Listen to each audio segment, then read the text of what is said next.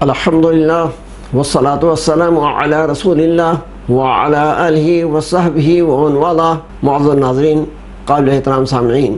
5 وقتہ فرض جو نمازیں ہیں یہ ہمارے دین کا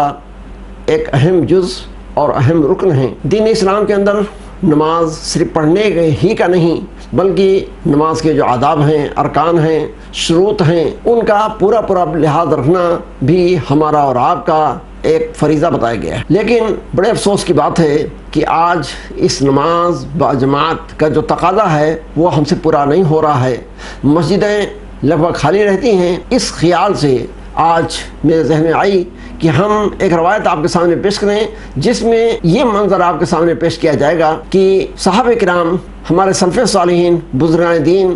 یہ نماز باجماعت کا کس قدر اہتمام کرتے تھے اور کتنا خیال رکھتے تھے۔ ممکن ہے کہ اللہ تبارک و تعالیٰ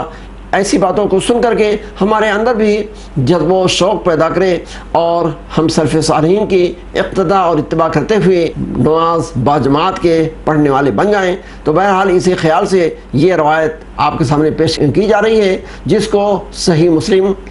سنن نسائی، سنن ابو داؤد اور سنن ابن ماجہ کے اندر نقل کیا گیا ہے۔ اور اس روایت کی بیان کرنے والے عبداللہ بن مسعود رضی اللہ تعالیٰ عنہ ہیں۔ تو آئیے ہم سنیں کہ صحابہ کرام رضی اللہ تعالیٰ عنہ مجمعین کے وقت میں نماز باجماعت کا کس قدر خیال اور اہتمام ہوتا تھا۔ حضرت عبداللہ بن مسعود رضی اللہ تعالیٰ عنہ بیان کرتے ہیں،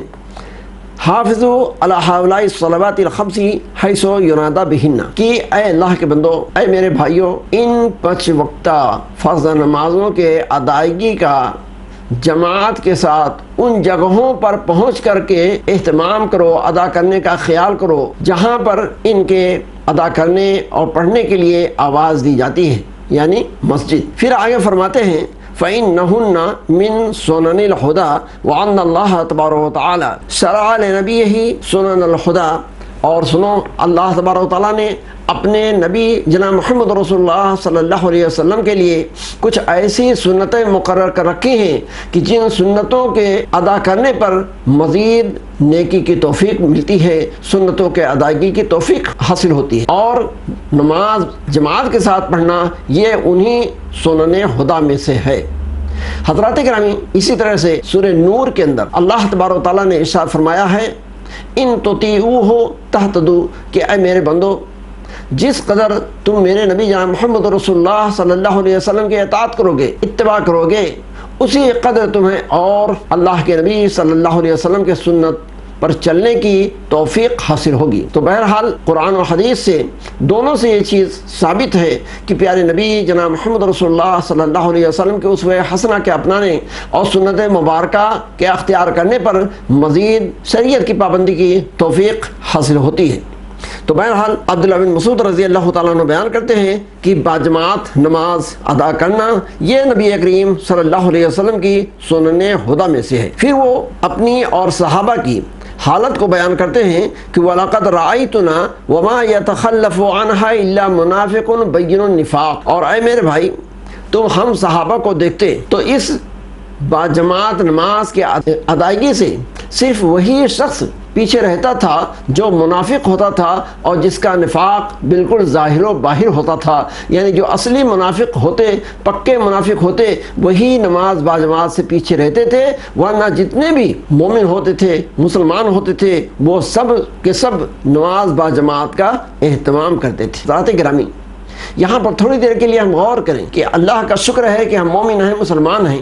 اور اگر کوئی ہمیں منافق کہہ دے تو ہم قطعاً اس بات کو سننا گوارا نہیں کرتے، لیکن عملی طور پر، پریکٹیکلی طور پر کتنے ایسے لوگ ہیں جو نماز پڑھتے ہی نہیں، یا پڑھتے ہیں تو بلا جماعت پڑھتے ہیں۔ حالانکہ یہاں پر عبداللہ بن مسعود رضی اللہ تعالیٰ عنہ بیان کرتے ہیں کہ بلا جماعت کے نماز پڑھنا یہ خالص منافقوں کی عادت ہوتی تھی۔ ہم صحابہ کے اندر جو اصلی منافق ہوتا تھا وہی جماعت کو چھوڑتا تھا اور بلا جماعت نماز پڑھتا تھا، ورنہ جتنے بھی مسلمان ہوتے تھے سب کے سب با جماعت جو ہے نماز پڑھتے تھے اور نماز کے ادائیگی کا اہتمام کرتے تھے۔ یہ نقطہ، یہ پوائنٹ ہمارے اور آپ کے لیے بڑا قابل توجہ ہے۔ آگے وہ فرماتے ہیں وَلَقَدْ رَأَيْتُنَا أَنَّ الرَّجُلَ لَيُحَاذَ بَيْنَ الرَّجُلَيْنِ حَتَّى يُقَامَ فِي الصَّفِّ، اور اگر تم ہم صحابہ کی حالت دیکھتے تو ہم میں سے بعض ایسے صحابی بھی ہوتے جو اپنی بیماری کی وجہ سے، ضعف و کمزوری کی وجہ سے اکیلے چل کر کے مسجد تک نہیں آ سکتے تھے۔ تو ہوتا یہ تھا کہ دو آدمیوں کا سہارا لے کر، دو آدمیوں پر اعتماد کر کے وہ مسجد تک لائے جاتے اور پھر ان کو صف میں کھڑا کر دیا جاتا اور پھر وہ اللہ کا بندہ اس طرح سے نماز با جماعت ادا کرتا تھا۔ حضرات گرامی، یہاں پر ممکن ہے آپ کے ذہن میں یہ بات آئے کہ مرض ہے، خوف ہے، اس طرح کے اسلامک ایکسکیوز اور شرعی عذر ہیں، ان کی بنا پر تو جماعت کے چھوڑنے کی اسلام نے اجازت دی ہے، پھر صحابہ اس قدر کیوں اہتمام کرتے تھے؟ تو اس سلسلے میں عرض یہ ہے کہ اسلام کے جو احکام ہیں وہ دو طرح کے ہیں، ایک تو ہے رخصت اور دوسرا ہے عزیمت۔ ایک ہمت و حوصلے والا حکم ہے کہ آدمی کو اگرچہ رعایت دی گئی ہے، چھوٹ دی گئی ہے، مگر وہ اجر و ثواب کو دیکھ کر کے اللہ کی نظر میں اپنے آپ کو مزید محبوب بنانے کے لیے اور اونچا درجہ حاصل کرنے کے لیے وہ اگرچہ رعایت پاتا تھا اسلام کے اندر، لیکن پھر بھی وہ اس عمل کو کرنے کی کوشش کرتا تھا تاکہ آخرت میں ہم دوسروں سے پیچھے نہ رہ جائیں اور ہمارا مرتبہ دوسروں سے کم نہ ہو۔ تو اس طرح سے وہ اللہ کے بندے رعایت اور رخصت پانے کے باوجود بھی وہ عزیمت والے حکم پر عمل کرتے تھے اور کوشش کرتے تھے کہ جو بھی ہمیں حکم دیا گیا ہے یا جس میں اللہ کی رضا ہے وہ کام ہم سے چھوٹنے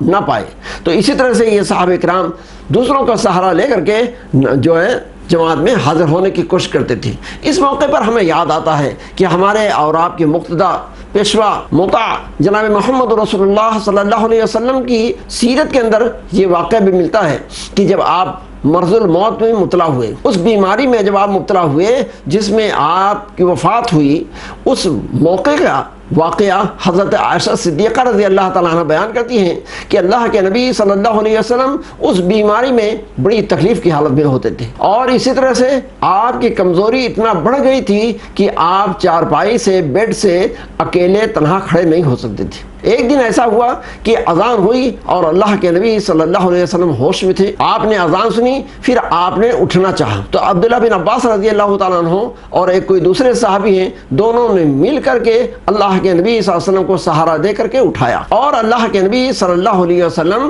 پھر نماز با جماعت کی ادائیگی کے لیے مسجد کو تشریف لے آنے لگے۔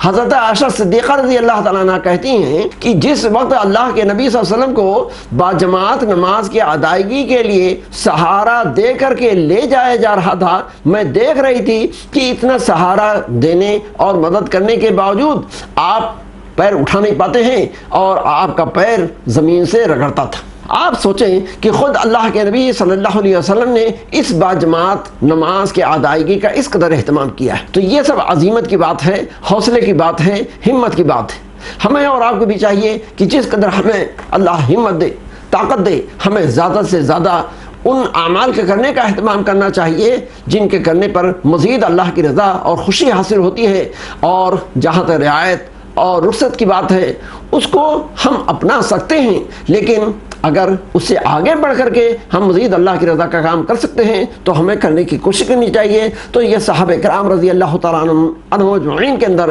یہی جذبہ اور یہی حوصلہ موجود تھا جس کی وجہ سے وہ دوسروں کا سہارا لے کر کے نماز با جماعت کی ادائیگی کی کوشش کرتے تھے اور مسجد تک آنے کی کوشش کرتے تھے۔ تو بہرحال حضرت عبداللہ بن مسعود رضی اللہ تعالیٰ عنہ صحابہ کا یہ حال بیان کر رہے ہیں کہ ان کو نماز با جماعت پڑھنے کا اس قدر اہتمام اور خیال ہوتا تھا۔ آگے عبداللہ بن مسعود رضی اللہ تعالیٰ عنہ بیان فرماتے ہیں کہ اے لوگو، میں جانتا ہوں کہ تم میں سے ہر ایک کے گھر میں ایک خاص مقام ہے جہاں پر آدمی نفل اور سنت وغیرہ پڑھتا ہے، تہجد وغیرہ پڑھتا ہے، لیکن لو صلیتم فی بیوتکم وترکتم مساجدکم لترکتم سنت نبیکم صلی اللہ علیہ وسلم۔ کہتے ہیں کہ اگر تم اپنے گھروں میں فرض نمازیں پڑھنے کا سلسلہ جاری کر دو اور تمہاری جو مسجدیں ہیں ان کو تم چھوڑ دو تو تم اللہ کے نبی صلی اللہ علیہ وسلم کی سنت کے چھوڑنے والے بن جاؤ گے۔ وَلَوْ تَرَكْتُمْ سُنَّتَ نَبِيِّكُمْ لَكَفَرْتُمْ، اور اگر تم نے اس طرح سے مسجدوں کو چھوڑ رکھا، مسجدوں سے دور ہو گئے، باجماعت نماز پڑھنے کا اہتمام نہ رکھا، تو رفتہ رفتہ تم حالت کفر میں چلے جاؤ گے، اپنے دین سے دور ہو جاؤ گے۔ تو حضرات گرامی، یہ ہے وہ حدیث جو ہمیں اور آپ کو صحابہ کرام رضی اللہ تعالیٰ عنہ اجمعین کے ماحول اور ان کے معاشرے کی حالت بتاتی ہے کہ وہ نماز کے تعلق سے کس قدر محتاط رہتے تھے اور کتنے پابند رہتے تھے۔ تو لہٰذا ہمیں اور آپ کو بھی چاہیے کہ ہم اور آپ انہی اپنے سلف صالحین بزرگان دین کے نقش قدم پر چلتے ہوئے نماز باجماعت کی ادائیگی کا اہتمام کریں، مسجدوں کو آباد کریں، اور اس طرح سے زیادہ سے زیادہ ہم اجر و ثواب حاصل کریں، رب کی رضا حاصل کریں۔ اللہ تبارک و تعالیٰ سے دعا ہے کہ پروردگار عالم ہمیں اور آپ سبھی کو ان 5 وقتہ فرض نمازوں کے ادائیگی اور ساتھ ہی ساتھ ان کے اوقات اور جماعت اور دیگر آداب کا خیال رکھتے ہوئے پڑھنے کی توفیق عطا فرمائے۔ اقول قولی ھذا استغفر اللہ لی ولکم ولسائر المسلمین فاستغفروہ من کل ذنب انہ هو الغفور الرحیم وآخر دعوانا ان الحمد للہ رب العالمین والسلام علیکم ورحمۃ اللہ وبرکاتہ۔